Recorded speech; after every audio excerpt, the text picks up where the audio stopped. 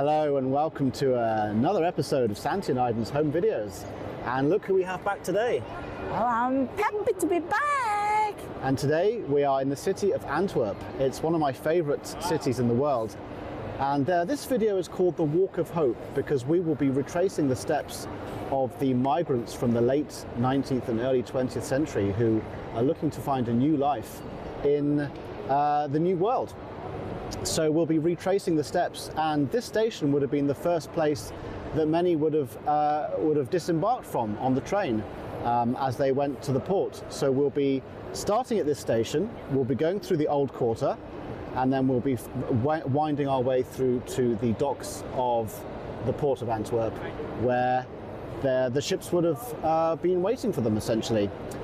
We'll tell some stories on the way of some famous people and some very heartwarming stories and some more tragic stories.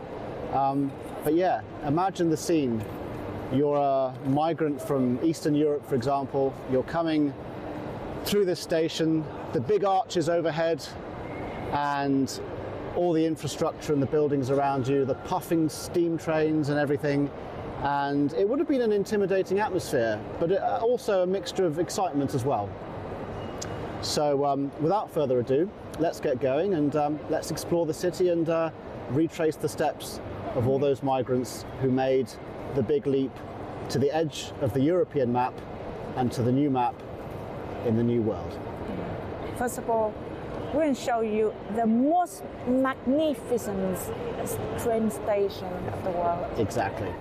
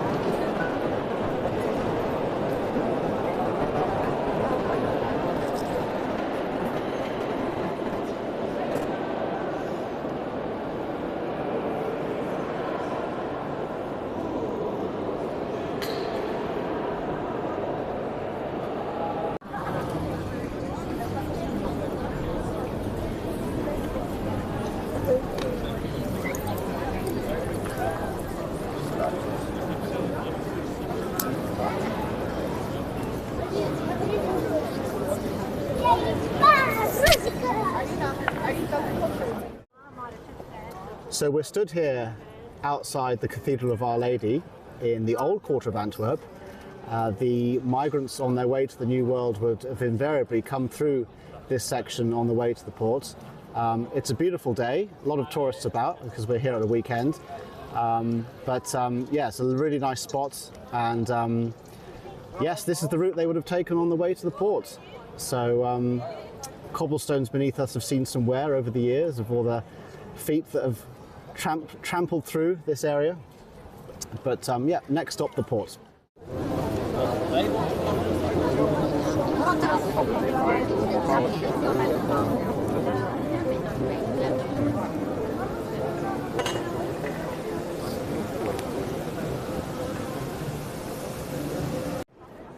What do you think to this? Wow, this could be the most beautiful Grand Place I have ever been. In this kind of weather, the sun comes in. It's a great day, isn't it? Light up for all the buildings, all the architectures here. Spring has come early, that's for sure. We are very fortunate to have a day, and I think this marks the first sunny day we've had filming a Santi and Aiden home video. And it's right here in Antwerp. Who'd have thought it, huh? Yeah. So here we are at Steen Castle. Which century are we talking? 12. 12th century, my goodness. This has been around for nearly 1,000 years. It has very medieval architecture, you can see. Yeah, you can see that pretty much. This would have been a familiar landmark to those on their way to the New World. Some may have even paid a visit if they had the time. And if we look to the left of us, you get the first glimpses of the river.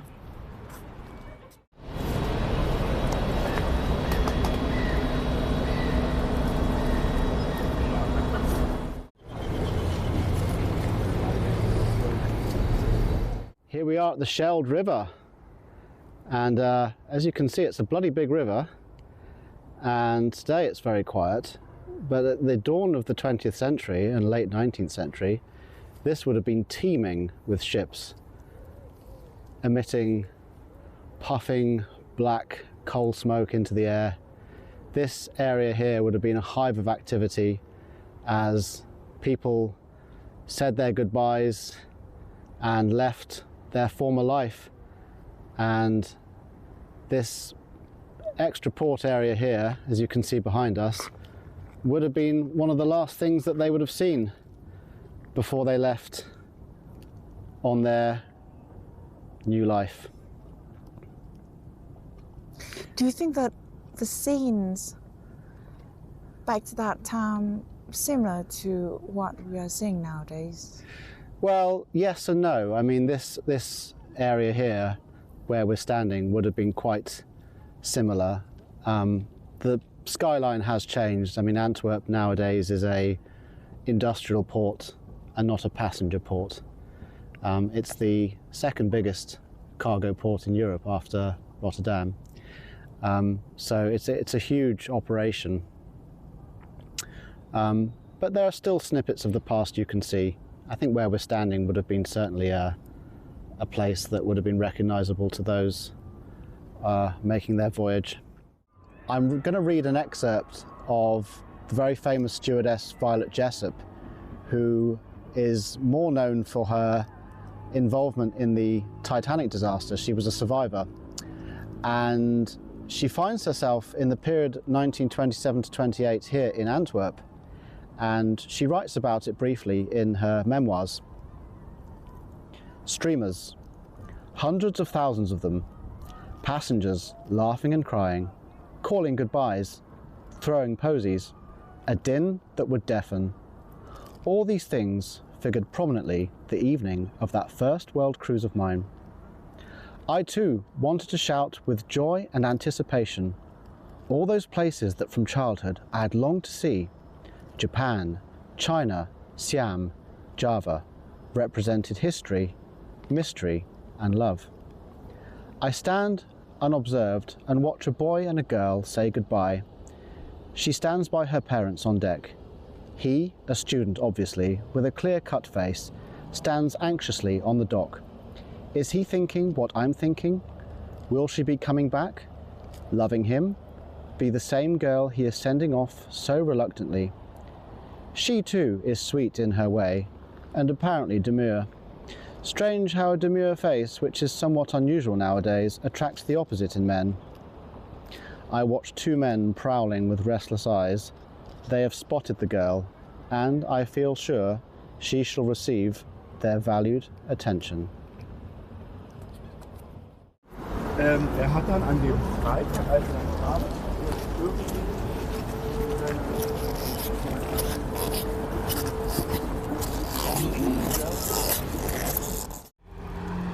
So here we are outside the Red Star Line building. This is the threshold of where passengers would have been processed. They would have had their health inspection here.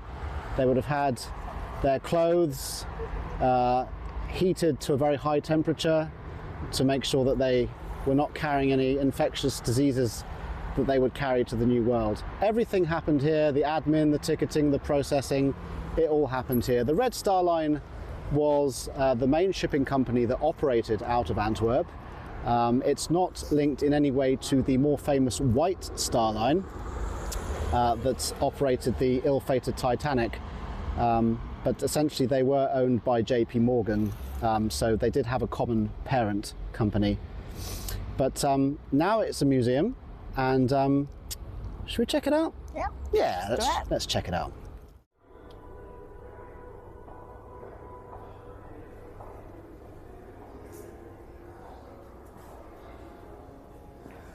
These are the destinations you could go. The ships feature at the top the Finland, Kronland, Vaderland or Zeeland. And you could go either to New York, Boston, Philadelphia or Canada. Love these old promotional posters. Really, really cool.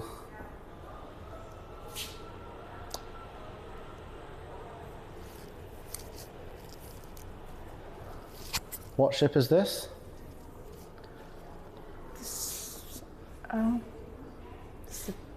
The Vader, was it the Vaderland? Vaderland. Yeah, the Vaderland. Okay.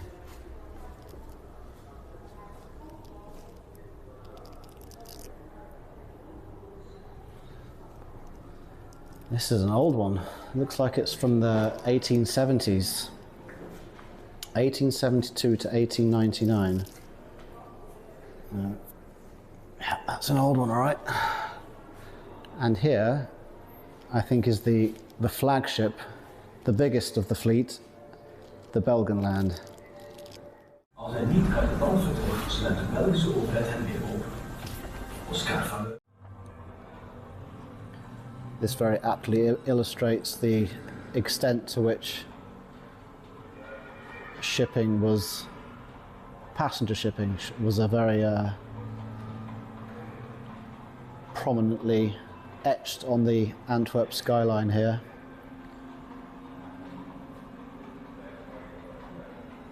There was literally not a free berth at all on the river's edge, as far as the eye can see, and that would have been a very accurate representation. So here is the precise place where passengers had to be disinfected. They were bathed in carbolic acid, and I don't know if these are the original shower heads. Yeah. Yeah, I think they probably were actually. It stretches all the way down there as well. So there was quite a line of them, and this was a mandatory requirement to be admitted to the United States, essentially. The clothes were bleached in high temperature drums, which I'm sure we'll see shortly. But yeah, this was part and parcel of what had to be done. So we actually missed the cleaning stations entirely. They were actually alongside this wall all along. This here is a disinfectant machine that was used to douse down the migrants with disinfectant. The shower cabins were all along here, stretching all the way back, and further behind me, in fact, even. And along the walls, here is a picture of what the cleaning drums look like, where basically everything clothes-wise were put in there at very high temperatures and disinfected at the same time, I think, as well. So yeah, quite an ordeal for the passengers at the time who wanted just to get from A to B. Incredible amount of pre-preparation just there. It must have been quite a range of emotions and a fair degree of humiliation even. Yeah.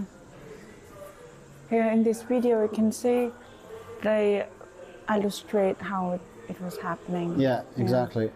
Yeah. Like people load their suitcases and luggage in one door, and then it came straight away into the, how to say, vapor?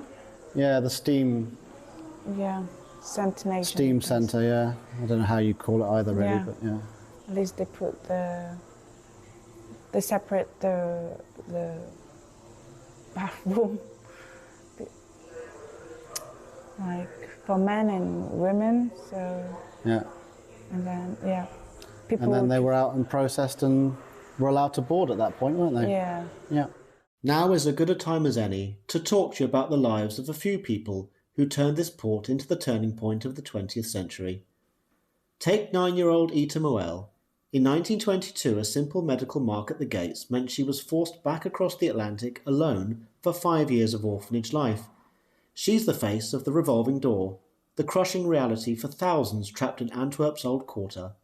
Just like the family of Sonia Pressman Fuentes, who spent weeks in legal limbo here, praying for a ship to take them before deportation back to Nazi Germany meant certain death. But this port was also a lifeline for greatness. When Albert Einstein docked in 1933, he walked straight to the consulate to surrender his German passport, a permanent break from a home turned hostile. Decades earlier, a 5-year-old boy named Israel Berlin huddled in the steerage deck of a Red Star ship. He arrived in New York to become Irving Berlin, the man who wrote the soundtrack to the American Dream. Whether it was a narrow escape from tyranny, a desperate search for a new identity, or a tragic separation, these docks were the intersection of human destiny. Millions passed through, and while their stories ended in different ways, they all started with the same leap of faith, right here on the banks of the Scheldt.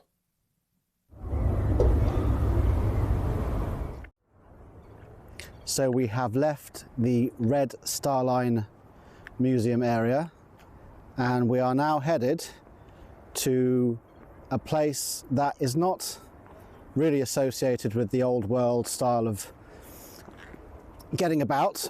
It is an under river tunnel called the St. Anna Tunnel, and I've heard that there are some wooden escalators from when it was first launched in 1933. So let's have a little explore and see what that's all about, shall we?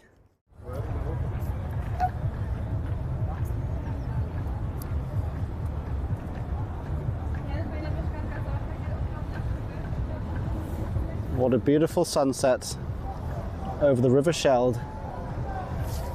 Not sure how much the camera is catching that, but we're back at Steen Castle now, the 12th century castle. Show you a bit more of that in a second.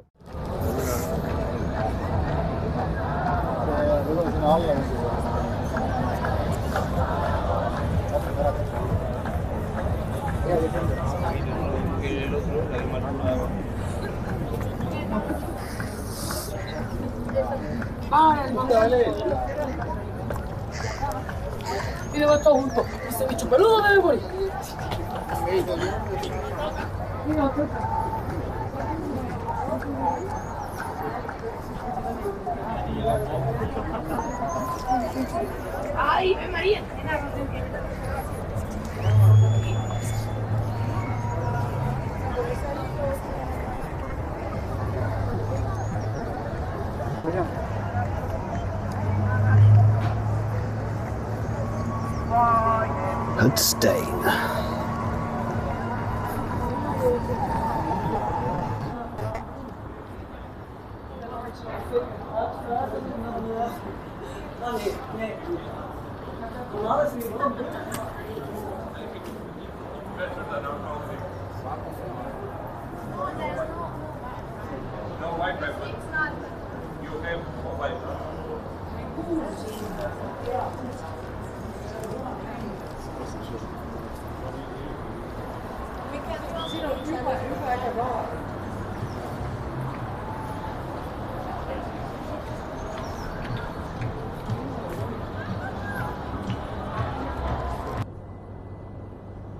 This here is a very quiet, peaceful Sunday afternoon here on the banks of the Scheldt.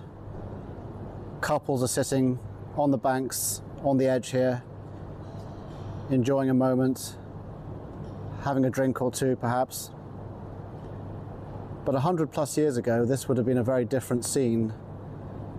It would have been a hive of activity, a throng of masses leaving for the new world. Families bidding their loved ones goodbye at the piers, leading on to the ships. As Violet Jessup said, people throwing posies. There would have been a range of emotions, happiness, excitement, a slight wariness as well of their future.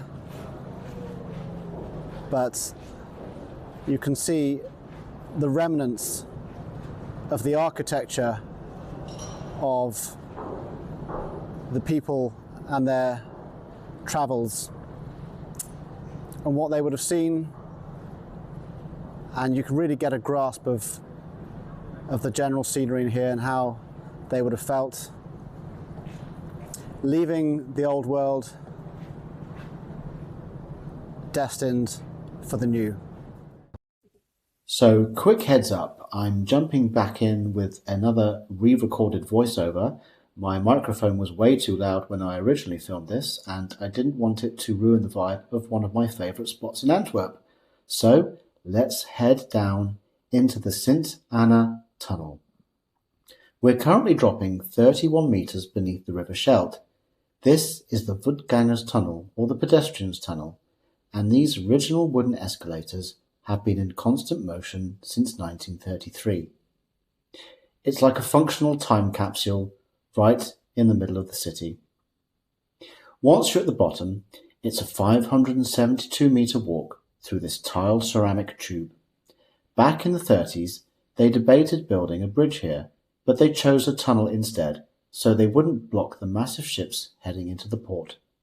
The acoustics down here are incredible, although they can be a little eerie when it's empty.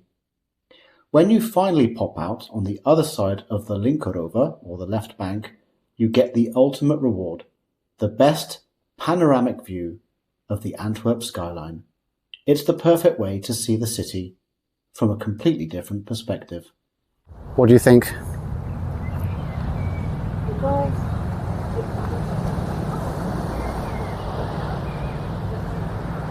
this standpoint is nice because you can see the whole city center of Antwerp, the other side. We can have like the whole view of the city. Yeah. The cathedral, the other side. Yeah, where we were earlier. Yeah. Yeah, and the riverbank as well. Yeah, this is. That here they do not put the riverbank just next to the river. It's covered by all the bushes, so you can see. Well, 100 or so years ago, there probably wouldn't have been a lot going on this side of the river. It probably would have just been.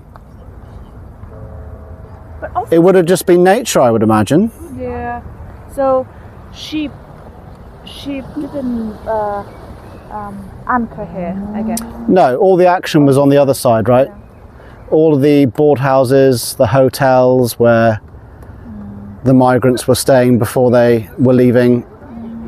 It was all on the other side. Yeah. Interesting. I mean, obviously, this side is much calmer. Yes. And for work, is this a nice place to do? I am not sure, but there's plenty of nature. There's a great amount of a good possibility to do some cycling and walking and possibly hiking. I wonder nowadays, there's any cruise ships anchor here? I think, yeah. Loading people for tourism or proposal. I think there would be, yeah. I think there certainly would be. This seems like quite a deep river, so you could definitely, if you could do 46, 47, 48,000 ton ships back in the day, I'm sure you could extend that to cruise ships today. So folks, we have Antwerp Central Station right behind us in the distance, and this is probably the point where we're going to end the video. The sun is setting. We've had a long day out here in Antwerp, but it's been very enjoyable indeed. Any takeaways?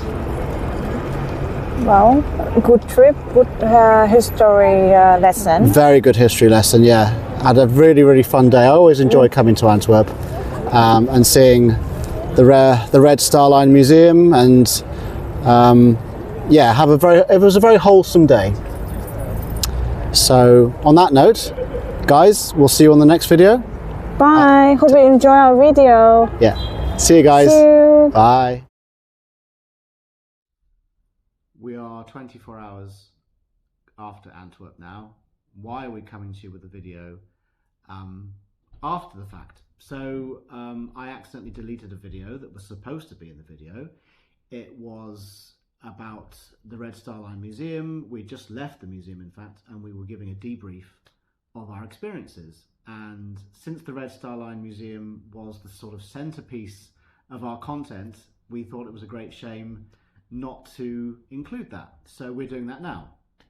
So Iden, take it away. What was your experience of the day and the museum? Well, this is not my first time visiting this museum, but I still find it very exciting and interesting, because I learned a lot of lessons after I have a tour around the museum. It's a very human museum, isn't it? In a humanistic way, right? It's very interesting because it documents the period, the heyday of the migration to the USA. Lots of very touching stories, heartwarming, heartbreaking stories as well.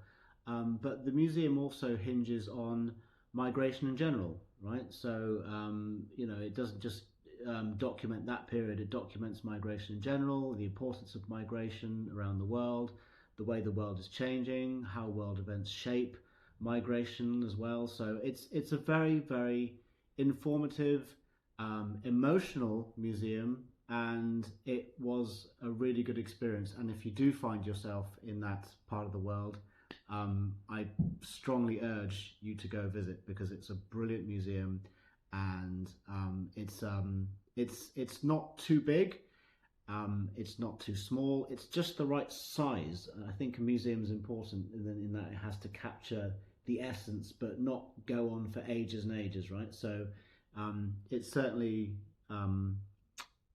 Worth it. Ticks that box. Yeah, absolutely. So we just wanted to come back to you now and give you that debrief, because I put that in the recycle bin and I deleted the recycle bin, and it was a shame not to include that. So thank you once again for watching that. We hope you enjoyed our time in Antwerp yesterday, and we'll be back with you very shortly with another video and another adventure.